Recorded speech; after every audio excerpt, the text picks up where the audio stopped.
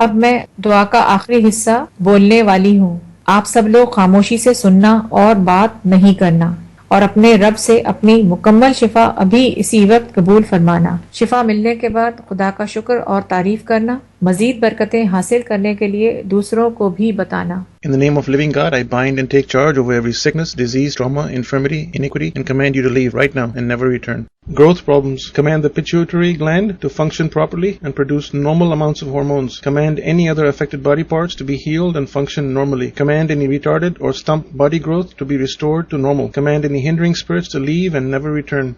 Female breast problems, flat-chested. Command the breast to grow to normal size, any hormonal deficiencies to be corrected, and any stumped or retarded growth to be corrected. Command the breast to grow to normal size. Uneven breast size. Command the breast to be of equal size and shape. Oversized breasts. Command the breast to be of normal and healthy size. Breast milk. Command the mammary glands to produce proper and adequate volume of healthy milk for nursing babies.